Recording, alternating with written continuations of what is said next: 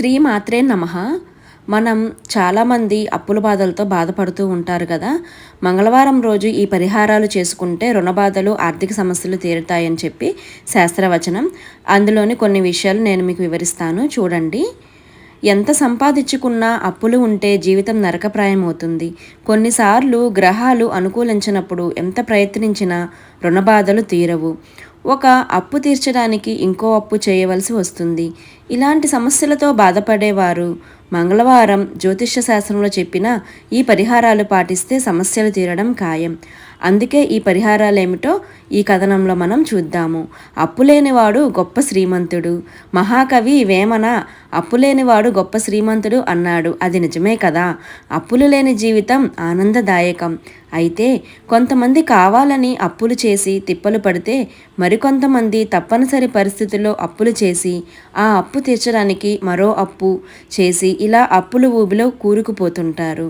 అలాంటి వారు మంగళవారం శాస్త్రం చెప్పిన కొన్ని పరిహారాలు పాటించడం ద్వారా అప్పులు తిప్పలు తప్పించుకోవచ్చని తెలుస్తుంది. అవేంటో చూసేద్దామా. మంగళవారానికి అధిపతి కుజుడు. సాధారణంగా రుణబాధలు పెరగడానికి కానీ తొలగడానికి కానీ కుజుడే కారణం. అందుకే కుజుని అనుగ్రహం కోసం మంగళవారం కొన్ని పరిహారాలు పాటించాలని జ్యోతిష్య శాస్త్రం చెబుతుంది.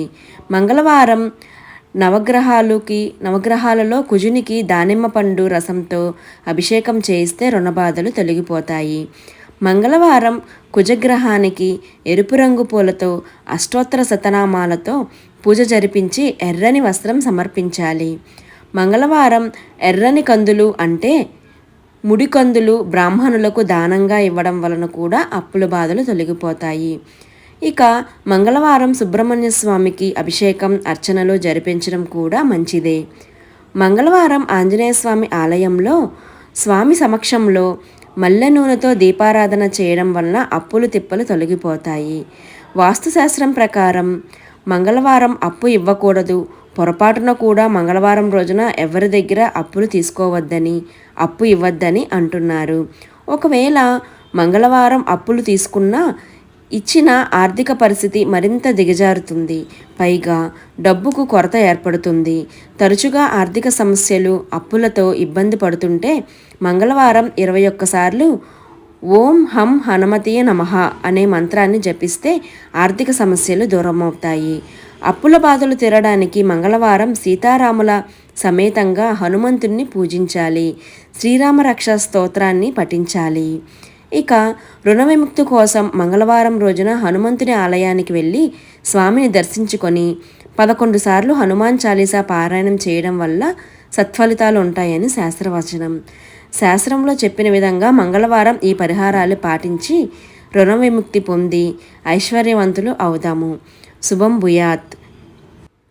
ఇలాగా మనం స్వామిని మంగళవారం రోజు మనం ఇలాంటి పరిహారాలు చేసుకొని మనం రుణ విముక్తుల నుంచి బయటకు పడదాము. చాలామంది కావాలని చెయ్యరు, కానీ అలాగా రుణ విముక్తి లేక చాలామంది బాధలు పడుతూ ఉంటారు. రుణ విముక్తి కోసం ఈ పరిహారాలు చేసి వీటిలో ఏ ఒక్కటి చేసినా మంచి సత్ఫలితం ఉంటుందని శాస్త్రవచనం చెబుతుందండి. అలాగే మంగళవారం రోజు ఆంజనేయ స్వామికి ప్రదక్షిణం చేయండి. అలాగే శివయ్యకు కూడా 21 ప్రదక్షిణాలు చేసి మనం శివయ్యకి అభిషేకం చేసుకొని ఇంటికి వచ్చినట్లయితే అప్పుల బాధల నుంచి విముక్తి కలుగుతుందండి. ఈ విషయాలన్నీ కొన్ని వచనాల ద్వారా నేను తెలుసుకొని మీకు వివరిస్తున్నాను. వీడియోలోని అంశాలు మీకు నచ్చినట్లయితే ఒక్క లైక్ చేసి, కామెంట్ చేసి, షేర్ చేసి, సబ్స్క్రైబ్ చేసుకోండి. థ్యాంక్ యూ ఫర్ వాచింగ్ అండి. శ్రీ మాత్రే నమః.